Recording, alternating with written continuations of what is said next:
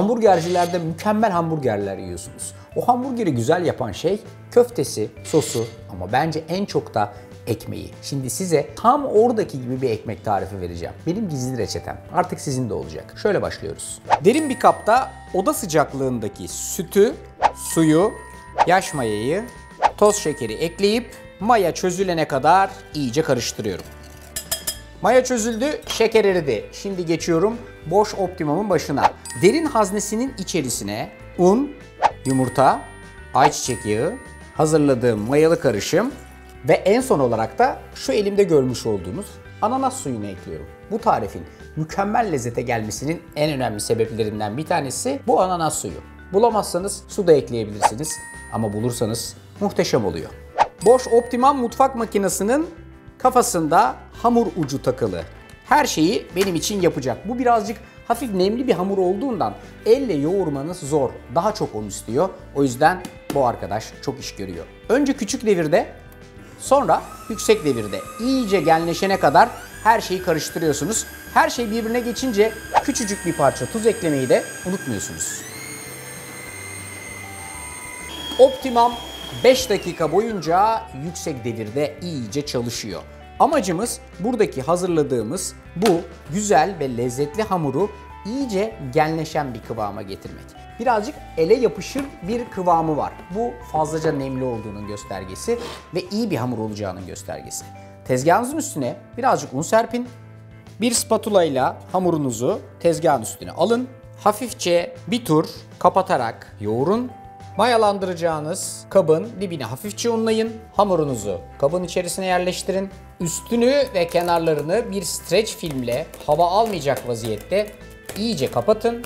Ve bu arkadaşı 75 dakika kadar ılık, mümkünse karanlık bir yerde mayalanması için bırakın. 75 dakika.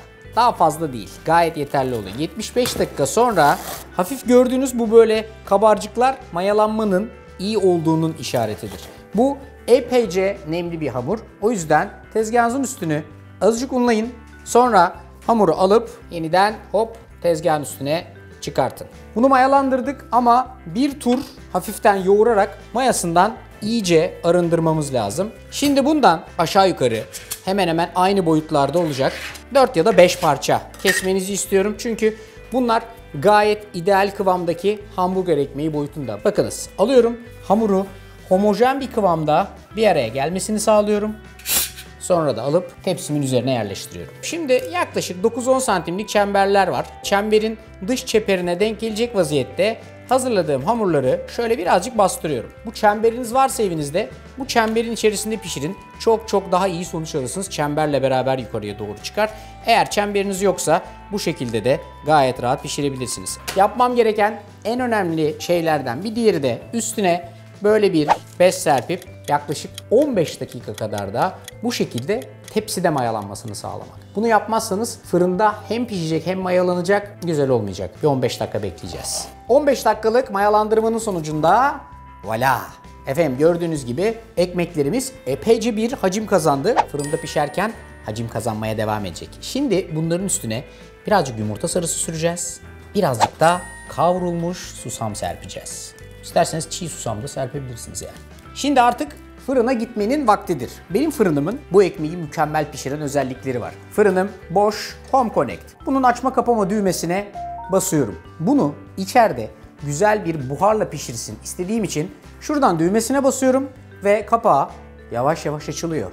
Açıldıktan sonra buradan bir su haznesi çıkıyor gördüğünüz gibi. Şu anda içinde su var. Doldurdum size göstermek için çıkarttım. Bu su haznesi hamur işlerinin dışını kıtır kıtır içini yumuşacık pişiriyor. O yüzden bu özelliği kullanmak faydalı. Yapacağım şey ekmeklerimi alıp fırının orta 3. rafına atmak ve menüden ayarlamaya başlamak. Menüye basıyorum. Asist özelliğini seçiyorum.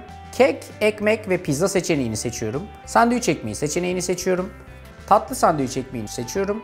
Ve burada bana zaten pişirmem gereken ayarı veriyor. 4D sıcak hava, 160 derece. Yapmam gereken tek şey başlangıç düğmesine basmak. Hamburger ekmeğinizin üstünün güzel ve pürüzsüz olmasını istiyorsanız bu ikinci yaptığımız tepsi mayalanmasını özenle aşağı yukarı 15 dakika beklemeniz lazım. Üstü böyle kendinden hafif bir kabuksu yapıya bürünüyor. Bir ikincisi de bu tepsi mayalamasının adı tepsi mayalaması. Yani bir yerde mayalayıp fırında pişireceğiniz tepsiye transfer etmeyeceksiniz. Ne zaman ki fırında pişireceğiniz tepsi hazır olacak, onun üstünde mayalayacaksınız. Ondan sonra da güzelce pişireceksiniz. Bosch Home Connect'le geçen 25 dakikanın ardından ortaya çıkan mükemmel sonuç işte aynen böyle. Gördüğünüz gibi ekmeklerin hazırladığım boyutlarına göre hepsi farklı farklı vaziyette, boyutlarda ama güzelce kabardılar. Üstü, altı mis gibi pişmiş vaziyette şahane ekmeklerimiz var. Tek yapmamız gereken iyice soğumasını beklemek. Soğuyunca bunun üstüne bastırırsınız, aynen geri gelir. Üstüne bastırırsınız, aynen geri gelir. Mükemmel bir hamburger ekmeği yapmak istiyorsanız mutluluğu uzaklarda aramayacaksınız. En güzeli evde. Tarif benden, yapması sizden. Şahane hamburger ekmeklerim var. Tamam canım, başarı senin. Sen su hazneni boşalt, tertemiz her şeyini yap, bitir. Ben geliyorum. Hamburger ekmeklerimle ilgilenmem lazım. Yapın bu tarifi. Kendinize iyi bakın.